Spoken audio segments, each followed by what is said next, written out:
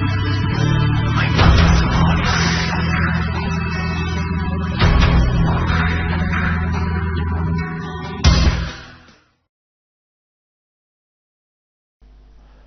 and welcome to the second part of the lesson called I Already Know It. In this video we will repeat the ideas from the previous lesson and also I will illustrate them with a concrete practical example. Quite often chess players tell me something like this.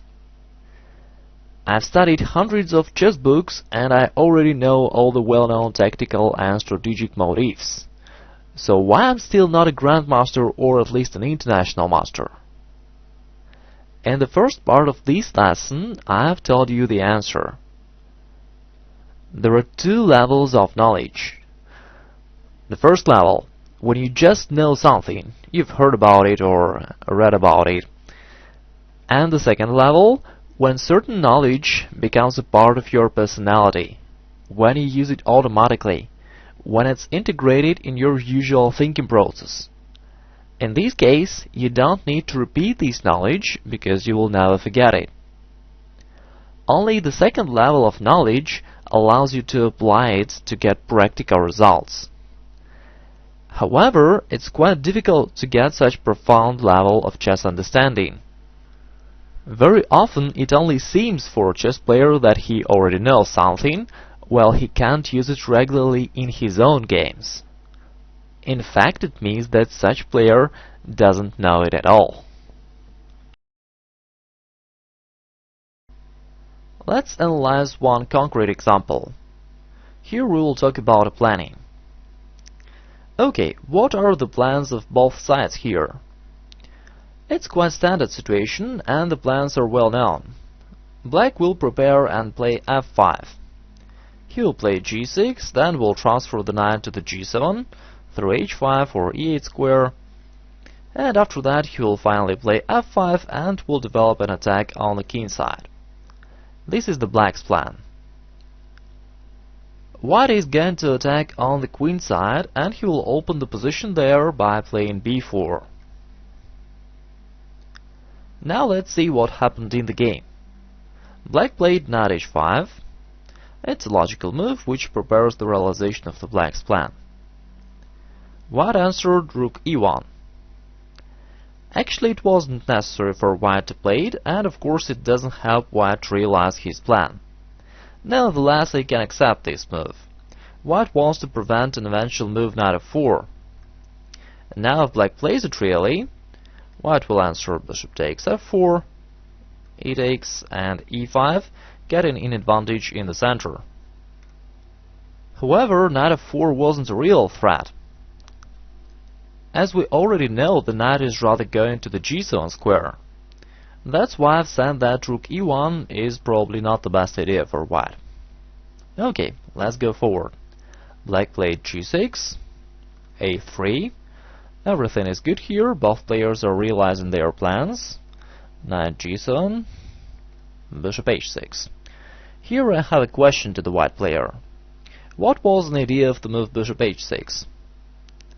It certainly doesn't realize the white's plan, so it can be okay only if it prevents the black's plan. Let's see what happened then. f5 and rook b1. This move, rook b1, is definitely a mistake. If white decides to play against the black's plan, then white should do it really. Otherwise bishop h6 was a mistake and a wasting of time. The white's moves show that white player wasn't sure what to do and he jumped from one plan to another. So what was the correct idea for white instead of rook b1? As I've mentioned before, white should continue playing against the black's plan. Therefore, white should attack the black's central pawns e5 and f5, so white can play e takes f5, and g takes, and then queen c2, attacking the f5 pawn. Now the bishop h6 is really on the right place. It supports the white's attack on the f5 pawn, and here everything is logical. Of course, black can play e4 in this position, but it's not a big problem for white because white has a good positional sacrifice. Knight takes e4, pawn takes and bishop takes e4. Now white has two pawns against the minor piece, and also white is attacking the h-zone pawn. The only move which protects the h-zone pawn is knight f6. After that, white can simply retreat, bishop d3, and white saves a good compensation and a good chances for an attack. For example, on the next move, white can go knight g5, taking the h-zone square. And it's quite difficult for black to prevent this move somehow. This was the right plan for white. However, in the game white played rook b1, and after king h8 he played queen c2. It's not a strange move. Black is going to play f4 anyway, thus queen c2 only helps black to realize his plan. White should finally define what his plan is and start realizing. Therefore, white should play b4 instead of queen c2. And after that, white got a position with mutual chances. Okay, let's see what happened in the game. Black played f4 certainly, and h3. I dislike this move as well.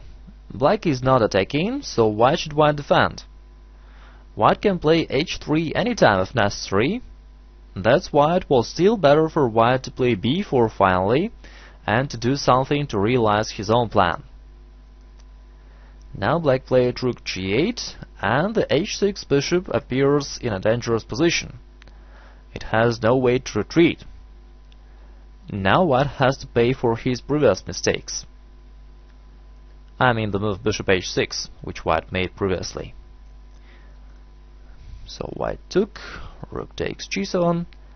This exchange is certainly in favor of black. After that, black is ready to play g5, g4, and to start a powerful attack. This forces white to switch over to defense. Bishop e2, to get better control over the g4 and h5 squares and to prevent the black's plan. h5, knight h2. White wants to prevent g5 move, because now the h5 pawn is hanging, but white becomes totally passive. Knight f6, queen d1. White is still trying to prevent the g5 move, but now white becomes totally passive. It was necessary for white to play b4 finally, trying to get some counterplay. Okay, in the game there followed bishop d7, b4. White made this move after all, and I'd like to pay attention to the fact that white played a3 about 10 moves ago, and white spent 10 moves to finally play b4. Okay, c takes, and rook takes b4. Though the white's position is already bad, rook takes b4 is another mistake. After b6, the white's attack on the queen side is over. That's why it would be better for white to take a takes b4 on the previous move.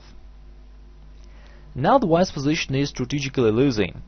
Black can develop an attack on the king side, while white has nothing to do. Okay, white played queen d3, queen c8. Black is preparing g5, g4, bishop d1, g5, bishop a4, g4. Everything is very simple for black here. Bishop takes, queen takes, king h1, and rook a g8. Now all the black's pieces are taking the white's king side, and black won the game easily afterwards. If you would like to see this game until the end, you can look at the text version of this lesson.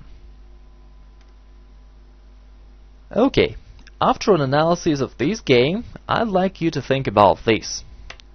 What would white player answer if we ask him, "Do you know about planning?"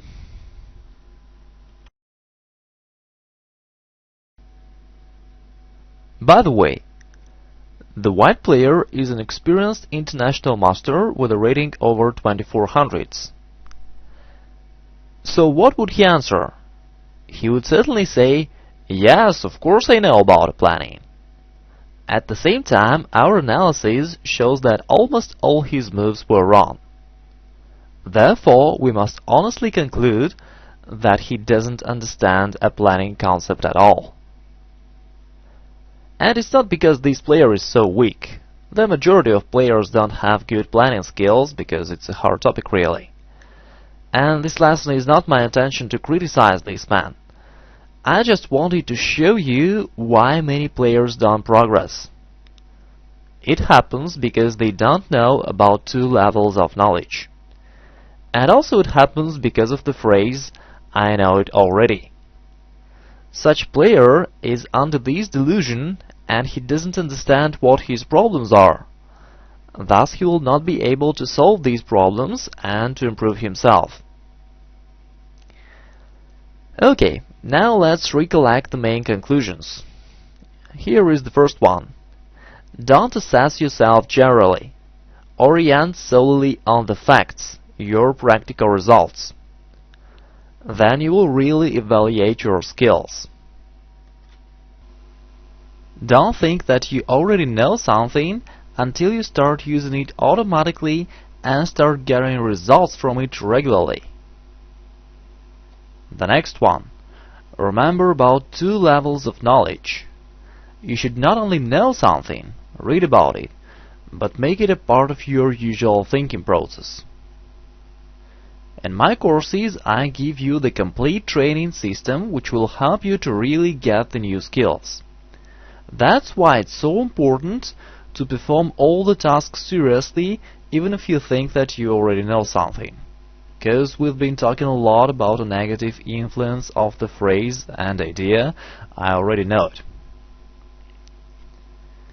Okay, these were the general conclusions regarding to your chess development. Also, we can make one specific conclusion about planning. You should use your plan as a guideline. Don't be deflected by some other ideas. If you follow this recommendation, you will play better and it will even be simpler for you. And if you want to know more about planning, you may study my chess course, Your Winning Plan. You can see the link here or in the text version of this lesson. This course will give you all that you need to know about planning. And of course it will give you a great progress, because planning skills are probably the most important aspect of a chess game. Thanks for your attention. Talk to you in the next lessons. I wish you all the best and goodbye.